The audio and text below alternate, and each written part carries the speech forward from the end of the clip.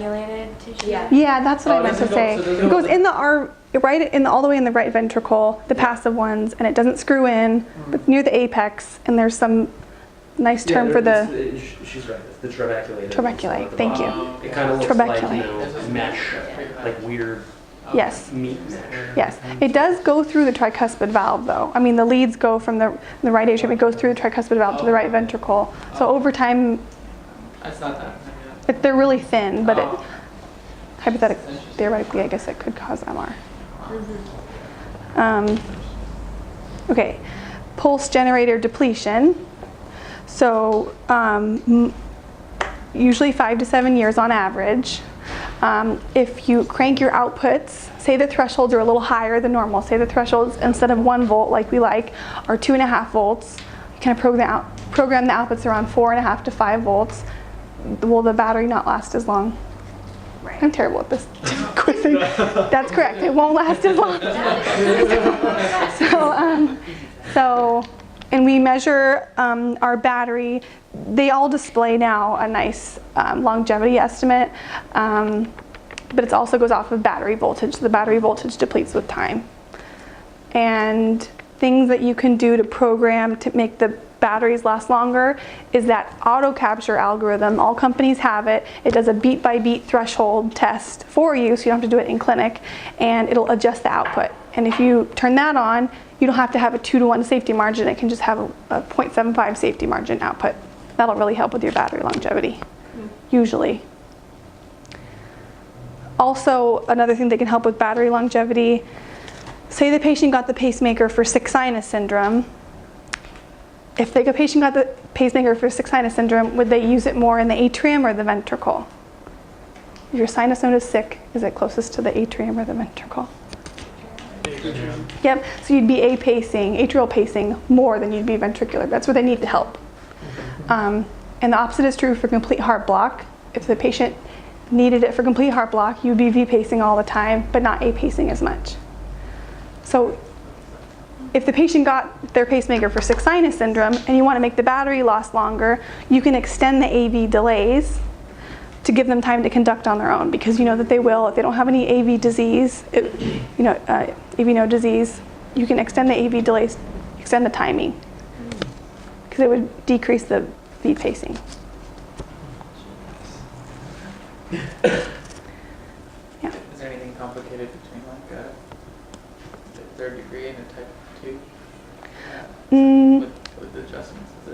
Yeah, so for those patients, we have this thing called VIP or Medtronic's NVP, and it'll periodically extend the AV delay and kind of search for intrinsic signal, but it'll have the AV delay maybe 200 milliseconds, and then every 30 seconds it'll extend it.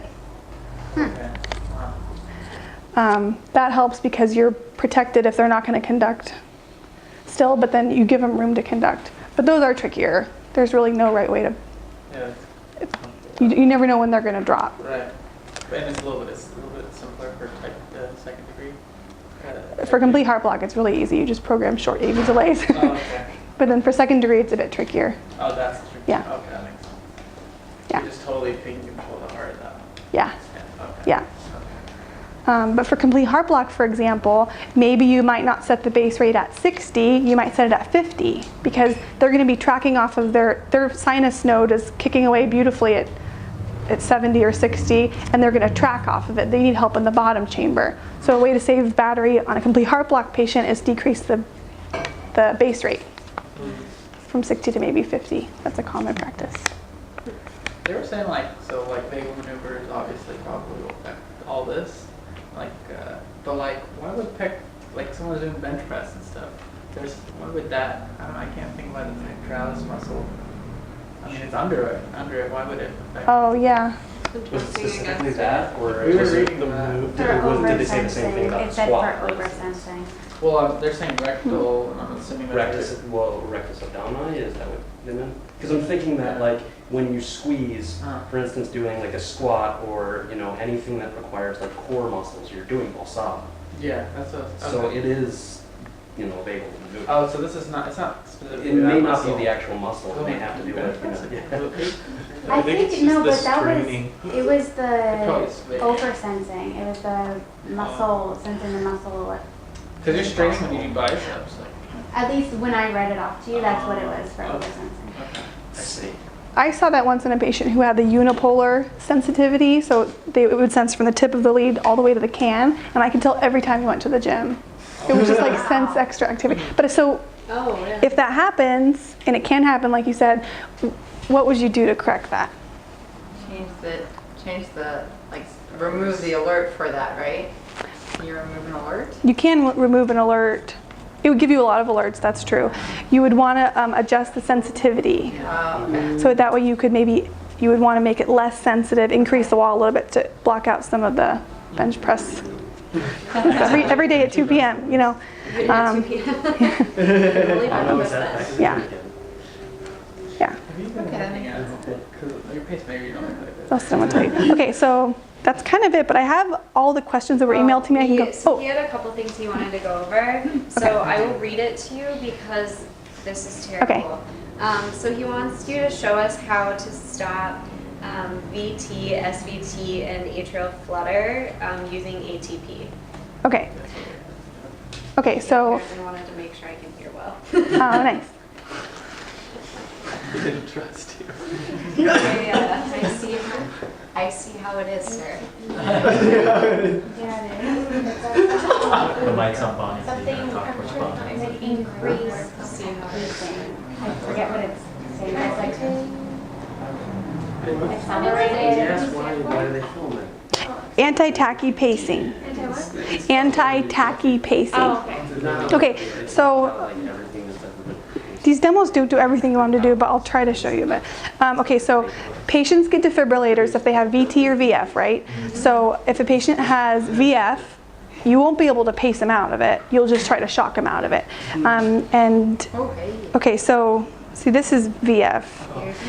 So we'll watch the device charged up and then shocked him here, and it made him go back into sinus rhythm. Oh, wow. This is just a shock.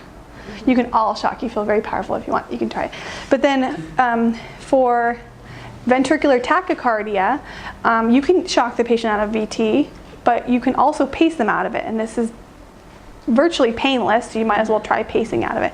So the way defibrillators are set up, it's ATP, it's anti-tachy pacing. So usually with monomorphic VT, the signal travels around a scar area.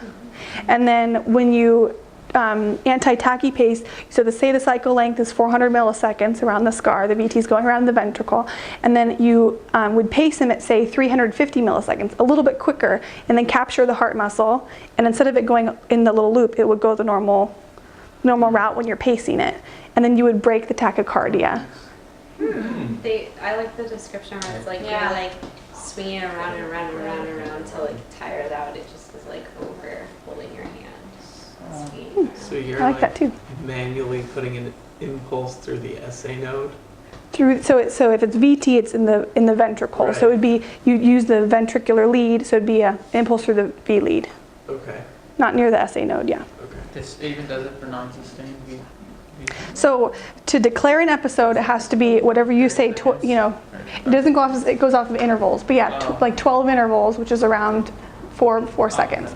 And then once it declares, oh, this is VT, not SVT, the patient's in danger, they're not exercising, then it will try to pace them out of it. Oh, nice. So, yeah, I saw VTL. People get VT all the time. Yeah, It's nothing, but okay. yeah. But it takes you don't want it to be pacing all the time anyway. A lot of patients break on their own, that's best case scenario. Okay, but there's no way to show you what it looks like, but I'll show you some episodes, I guess. Thank you. He wants to know how to like do it on the computer. For tomorrow? Yeah. Oh. Oh, I know. It actually allows you to. He wants you to do a shock on T tomorrow, like the ULV testing. We have to get I think. tomorrow. That's weird. He said to do with ATP. ATP. Yeah. Yeah. It's the same, so either with ATP and with shock on T, it's a drive train of eight beats in a row at a certain milliseconds, usually 400 milliseconds. So you can break an arrhythmia this way. Okay, so then when you put in a defibrillator, you want to test it to make sure you can get them out of right? So DFT, defibrillation threshold testing. The old way is to put them in VF. You can put them in VF with a shock on T, you know, the R on T phenomena, the vulnerable period in the QRS, or in the EKG, where half the heart's depolarized, half of it's repolarizing. Or you can apply direct current to the myocardium. It'll put the patient in VF, and then you shock them out of it. The newer way to do this is giving them a drivetrain of eight pulses in a row, and then doing the R on T phenomena on purpose at a higher joules, say 20 joules, and then it should not put the patient in VF. This is clinically better. The patient never gets to go in VF, and you know that the 20 joules will work in the real world. So it's again kind of the same idea where you're adding extra juice just to be safe. Yeah. So you usually do a threshold test at 20 joules, and then you program the first one at 30 joules in the real world. Yeah. So, well, I'll do a threshold test if you want to do a threshold test, I guess, a DFT.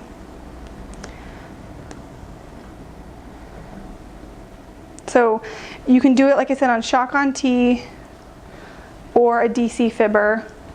Burst is kind of the same thing. Why do you have to do those 8 beats first? So you do the 8 beats first because you want to time.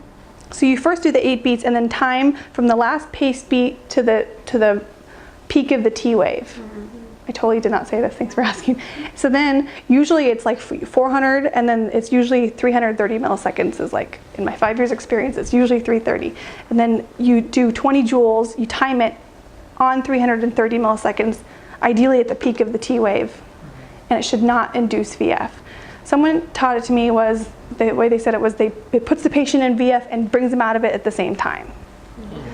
How do you know though that it hit them at the right spot and they would have gone into VF, as opposed to it stopped them from going into VF, or like put them in and immediately took them out? Because you test it once before. You do the 8 beats, just 8 beats only. Mm-hmm. And then you measure it from the last pace beat to the peak of the T wave. You get your little calipers out and measure it.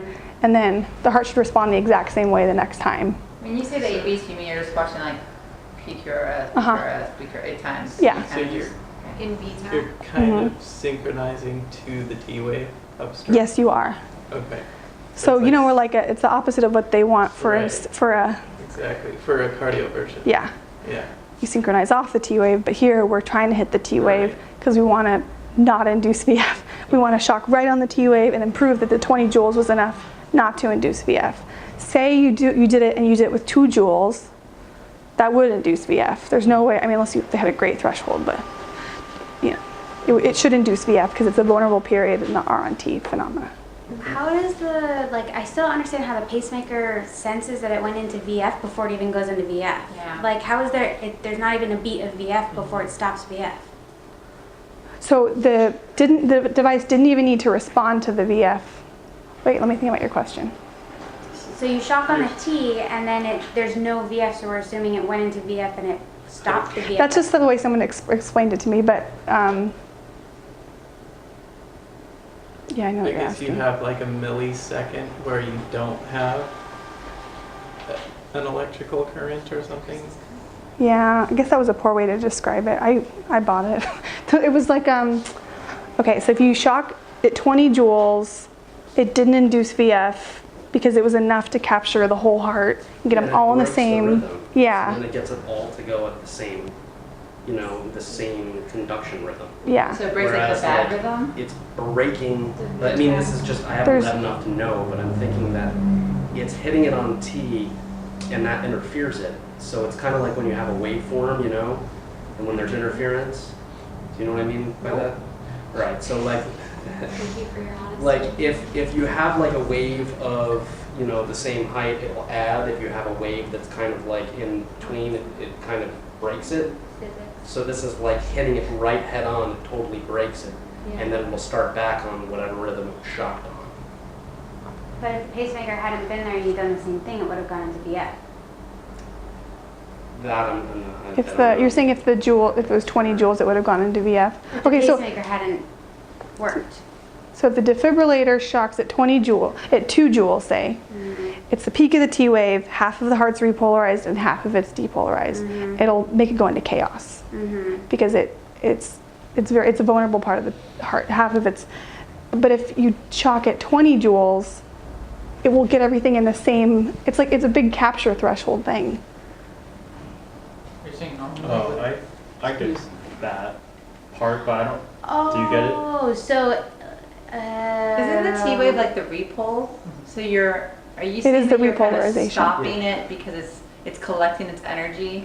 So you're just preventing from like the energy from going again, and you're sort of resetting the clock by doing that? You're resetting. And you're doing it on the repole because that's when it's kind of like, right, I'm waiting, and you zap it. So then it's like, no, this is what I want you to do instead, sort of. Yeah. Kind of, okay. So like ordinarily it would have gone into VF, but we've hit it so hard and everything is depolarized that it can't. Yeah. You're able And to if do it all that. did go into Yeah. VF, then the shock needs to be greater when it defibrillates Yeah. the heart. Exactly. It's just making sure you know Like Got it. preventing like that energy Got from it. going. threshold You're to like, have it at. stop. Got it. Yeah, you're like, Stop. Like a bit of hurt. Layman terms. What's the term that's called? It's the minimum impulse. What is it called again? a defibrillation threshold or ULV. Oh no, upper limit of vulnerability. ULV. Yeah. The U, yeah. ULV. Yeah. Good question. Sure. I'm sorry I didn't. Yeah. Let me see if I can show you what an ATP looks like. Are there anything else you want me to go over? That was the last post. Let me see if I can give you an ATP, what it looks like. SVT would be this uses ATP too, right? So supraventricular tachycardia is occurring in the. Yeah. Oh, but yeah, I can. But it's the same concept, like if it's a loop. You can pace them out of it in the lab. So say the patient's in SVT of flutter, you can pace them out of flutter. You can do that. It's called atrial NIPS. I don't even know what it stands for. But you hold it and apply it, and you can change the cycle length. You measure the cycle length of the flutter, maybe 400, then you would pace it rapidly and then release, and it should break it. Okay. Yeah. So you just hold it until you see it break. So basically it's medicine improve. You just go to the big button. Yeah, the big button. Yeah. I like this. I like it. But you don't want to hold it too long, though, because if you hold it too long, you can put the patient in AFib or something. What? Okay, continue. You really wouldn't do this in a clinic setting. Okay. You would probably do the atrial NIPS in like a holding room or a cath lab or something. Usually, unless the doctor's a. Are these generally only found in an operating room? These machines? Yeah. I have some in my garage, but usually. Used in the operating room. yes. They wouldn't use them in like the ER or. Well, if the patient's getting repeatedly shocked, I'll bring mine in to the Okay. ER. Yeah, some ERs have them. Huh. A lot of teaching hospitals will have them in the ER. They don't even call us. They just have the med students do the checks. They have the med students do this? That's You better not raise your I- hand. It's a treat for me. It's not a treat for you. I have a question. I might have missed it, but why is it that if you're holding it and if you hold it too long, that you can cause the heart to go into AFib? If Sure. You're doing like the So if you're doing atrial NIPS, it won't do it in the demo probably, but if you say the flutter is going and you want to pace out of it, and it's 400 milliseconds, you tried 330, it didn't work, you tried 300, it didn't work, you tried 390, it didn't work, 290, you're just decrementing. Around 220, no one messes past that. It's just too aggressive. Even in the lab, it'll put patients in atrial fib, just because it's the same reason that the DC fibr, direct current to the myocardium, will put them in the VF. It stuns the heart, and all the foci will start. okay. Yeah. But instead of the DC fibr in the ventricle, AFib or VFib. Yeah. Got it. Yeah. There's no VT examples. Let me see if there's one more demo with the VT example, but.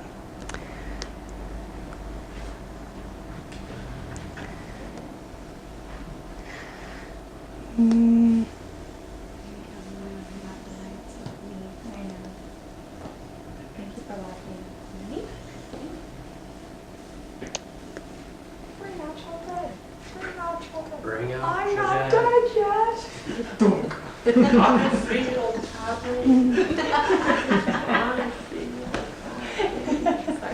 Do you have any other questions about anything that I said didn't make sense, or all the things? Yeah. This is wonderful. I did have a question going off of the electrolyte imbalance again. You said like with hyperkalemia it would throw off the threshold.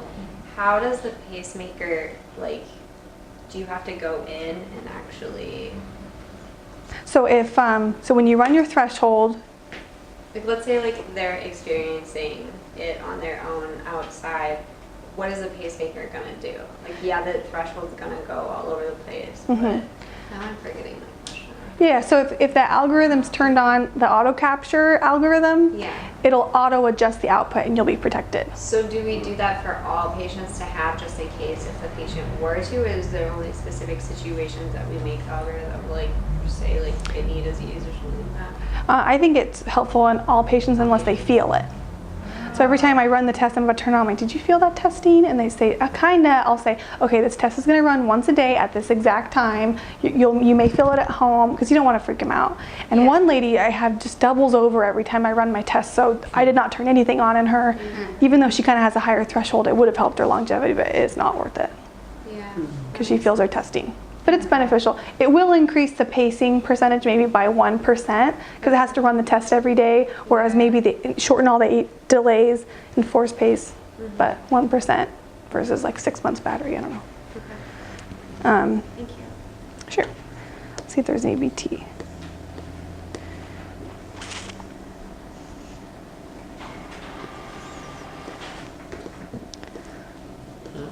Oh. Here's beautiful VT, but it shocked it out of it. You don't get to see the ATP. But what you would see is a pacing stimuli with like those bars, and then it would pace it at a shorter increment than this, and it would just break. It would go to normal sinus rhythm. Let's see if there's a different one. No.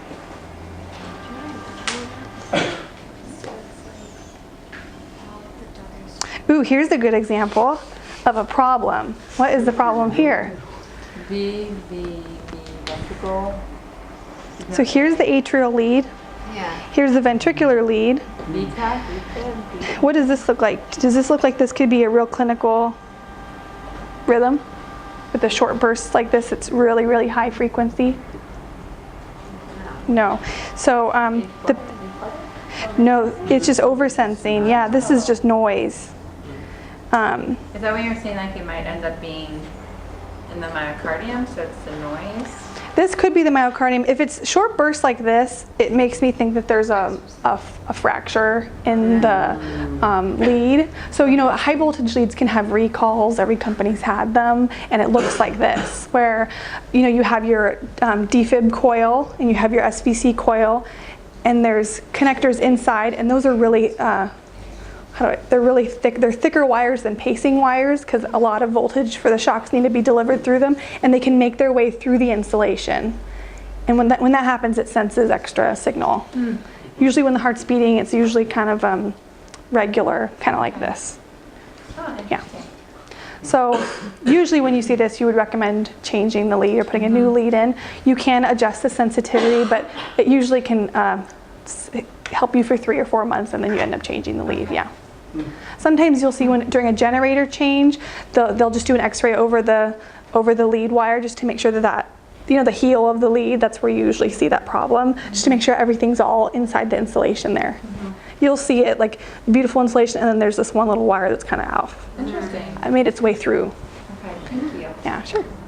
So the defibrillator is sensing this as fib, and it's going to shock inappropriately.